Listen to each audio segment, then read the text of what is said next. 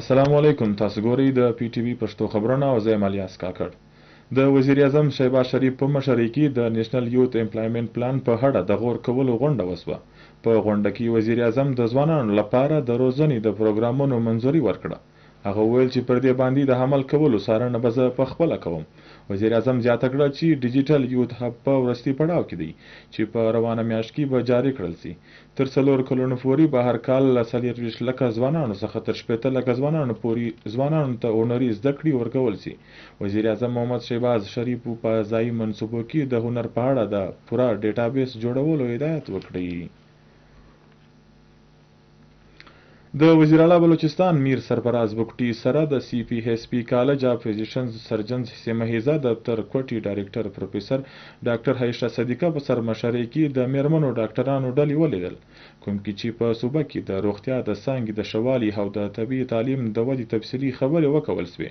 پروفیسر ډاکټر عایشه صدیقه و وزیر اعلی ته په بلوچستان کې د روغتیا څانګې ته وړاندې چیلنجونو او د هغوی د هواري دپاره بېلابېل تجویزونه وړاندې کړل. وزیر اعلی د روغتیا په څانګه کې په اصلاحات زور ورکړي او باور یې ورکړي چې نظام ټینګ جوړولو دپاره به د بلوچستان حکومت ټول ممکنه ګامونه اخلي. د بلوچستان د گورنر جعفر خان مندوخیل سره د تعلیم صوبایي وزیري رایلا حمید خان دوراني ملاقات وکړي. په دې موقع د تعلیم صوبایي وزیري په صوبه کې د تعلیم د محکمې په هکله د اوسني حکومت لخوا د اخیستل شویو ګامونو په هکله معلومات ورکړل. د بلوچستان گورنر جعفر خان مندوخیل وویل چې وفاقي حکومت په صوبه کې د تعلیم د ښه والي لپاره د صوبایي حکومت سره هره ممکنه مرسته کوي.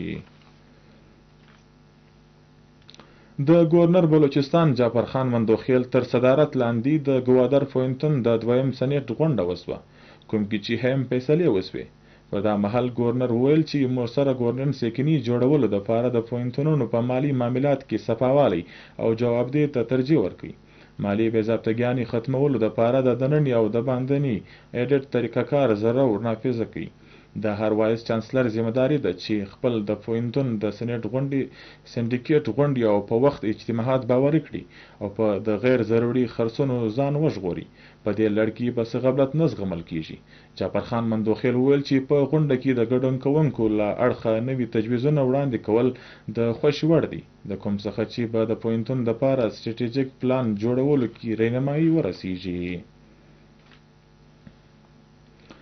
د بلوچستان اسمبلی د ترانسپورټ لپاره د جوړ شوي کمیټې غونډه په کمیټې روم کې ترسره شوه. په غونډه کې د صوبایي موټر ویکلز په هارډیننس 1965 کې د ترمیم په اړه غور وکړل شو. د غونډې مشري انجینیر زمرک خان اچکزي وکړه او د ترانسپورټ لپاره د پارلماني سکریټري میر لیاقت لیډي او نورو غړو هم ګډون درلودی. په غونډه کې د صوبایي موټر ویکلز بلوچستان ترمیمي بل 2015 وړاندې کړل شو چې مرامې د روډ په ساتنه کې ښېګړه، د بنیادي کالبد د ساتنې باوري کول او د تګ راتګ په نظام کې ښېګړه راوستل وو. په غونډه کې ارزښت وړ پریکړې او ترامیم وسول. کمیټې د جرمانو د زیاتولو تجویز د کړي او د وړاندې سوي تجویز نیم په نیمه کښېښوي. د کوټي کور کمانډر لیفټیننټ جنرال راحت نسیم احمد خان په خاران کې د فرنټیر کور بلوچستان ساوث تر انتظام لاندې د ځانګړو کوچنیانو لپاره د جوړ شوي سکول دوره وکړه.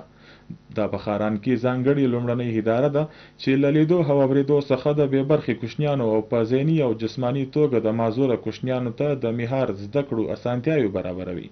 پر دې مهال کور کمانډر ته د سکول د زده کړو او روزنې د چارو په اړه معلومات ورکول شو چې په سکول کې د ښه پوهانو استادان او انتظامیه او کوچنیانو ته د ښه تعلیم چاپیریال وړاندې کوي.